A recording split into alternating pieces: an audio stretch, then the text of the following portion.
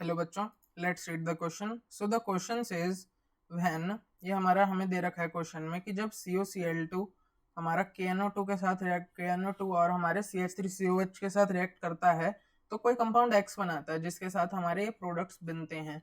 तो हमें ये बताना है कि जो X कंपाउंड है हमारा X कंपाउंड है क्या। तो आओ देखते हैं। तो सबसे पहले तो हमें इस रिएक्शन की नॉलेज होनी चाहिए इस क्वेश्चन को करने के लिए। तो हम यहाँ पे इस क्वेश्चन का की कंसेप्ट जो लिखेंगे वो लिखेंगे ये हमारा कि हमें इस रिएक्शन को पता होना चाहिए, यानी अंडरस्टैंडिंग ऑफ रिएक्शन, कि हमें पर्टिकुलर रिएक्शन याद होना चाहिए। तो जब हम ये रिएक्शन देखते हैं CuCl2 plus KNO2 plus CH3COOH, तो हमारा जो यहाँ पर कंपाउंड बनता है वो सिंपली हमारा ये कंपाउंड होता है जिसका नाम होता है पोटेशियम हेक्सानाइट्रो कोबाल्टेट 3। क्योंकि अभी हम उसके बारे में डिस्कस करेंगे आगे। ये हमारा कंपाउंड होता है, ये हमारा येलो कलर का होता है और साथ में इसके हमारे जो एक्स्ट्रा प्रोडक्ट्स लिखे हुए हैं बाय प्रोडक्ट्स ये भी निकलते हैं साथ में। तो यहाँ पे मैं लिख नहीं रहा हूँ, आप खुद लगा लेना। ओके, तो यहाँ पे हमारा KNO2 था। अब हम ऑप्शंस पढ़ते हैं। तो ऑप्शंस कह रहे हैं कि X is a yellow crystalline solid which is insoluble in water. हाँ, तो ये बिल्कुल सही बात है। X हमारा एक येलो क्रिस्टलाइन सॉलिड होता है। It is a yellow crystalline solid, yellow crystalline solid, और ये हमारा इनसॉल्युबल होता है वाटर में। तो ये बात हमारी बिल्कुल सही है, ये इसकी प्रॉपर्टी है। ओके, ठीक है, बिल्कुल सही बात हो गई। अब ऑप्शन बी कह रहा है कि it is a green coloured compound known as Rinmann's green. तो ये बात तो गलत हो गई, क्योंकि एक ही समय पर ये थोड़ी हो सकता है कि कंपाउंड ब्लू भी हो, कंपाउंड येलो भी हो जाए, हमारा ग्रीन भी हो जाए। तो ये बात तो गलत है। अब ऑप्शन सी कह रहा है कि IUPAC name of x is potassium hexanitrito N cobaltate 2।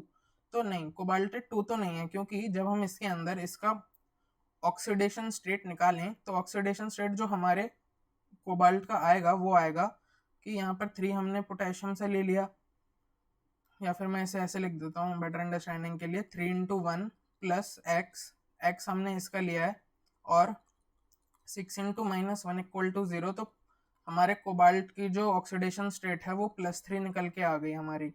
तो यानी हमारे यहाँ इसमें जो हमारा यहाँ पे रोमन न्यूमेरल में लिखा हुआ है ऑक्सीडेशन स्टेट या फिर हमारी प्राइमरी वैलेंसी, ये हमारी 3 होनी चाहिए थी, ना कि 2।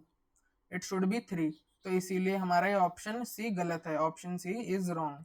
और ऑप्शन डी कह रहा है कि the compound x is an inner orbital complex. तो ऑप्शन डी की बात करते हैं। तो अगर ये हमारा इसकी ऑक्सीडेशन स्टेट 3 है तो ये CO3+ हो गया। तो CO3+ का मतलब क्या है, हमें हमारा जो हमारा कोबाल्ट होता है उसकी ऑक्सीडेशन स्टेट होता है, उसका जो हमारा कन्फिग्रेशन होता है वो होता है 3D7 4s2। तो CO कोबाल्ट 3+ का हो जाएगा हमारा 3D6।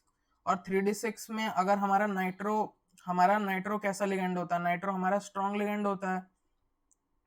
NO2 ग्रुप जो होता है हमारा वो एक स्ट्रॉन्ग लिगेंड होता है, जैसे हमने अपने कोऑर्डिनेशन कंपाउंड चैप्टर में पढ़ा हुआ है कि जो स्ट्रॉन्ग लिगेंड्स होते हैं वो पेयरिंग करवा देते हैं आसानी से। तो ये भी पेयरिंग करवा देगा हमारी, और हमारी जब पेयरिंग हो जाएगी तो हमें कुछ ऐसा दिखेगा कि हमारे 6 इलेक्ट्रॉन तो आसानी से 3 ऑर्बिटल्स में ही आ गए और 2 ऑर्बिटल खाली पड़े रह गए हमारे। तो जो अब हमारे जो नाइट्रो ग्रुप्स हैं हमारे, वो हमारे इन पोजीशंस को ऑक्यूपाई कर लेंगे। ये हमारे इन पोजीशंस को ऑक्यूपाई करके आराम से हमारा इनर ऑर्बिटल कॉम्प्लेक्स बना देंगे। ठीक है, तो हमारा यहाँ पे इनर ऑर्बिटल कॉम्प्लेक्स बन जाएगा आसानी से। यहाँ पे हमारा S है और ये हमारा P है। तो यहाँ पर हमारे सबसे मैं दूसरे कलर से दिखाता हूँ। तो NO2 ग्रुप जब हमारा ऑक्यूपाई करेगा तो NO2 ये ऑक्यूपाई करेगा, ये और ये, क्योंकि 6 NO2 है हमारे। ये हमारा ऑक्टाहेड्रल कंपाउंड है तो 6 जगह ऑक्यूपाई कर ली, 6 ऑर्बिटल, और हमारा ये बन गया, कौन सी कन्फिग्रेशन हो गई, ये हो गई हमारी D2sp3 कन्फिग्रेशन, जो कि एक इनर ऑर्बिटल कंपाउंड की कन्फिग्रेशन है। तो ऑप्शन सी तो हमारा वैसे ही गलत हो गया था। अब ऑप्शन डी जो है हमारा वो करेक्ट ऑप्शन हो गया है।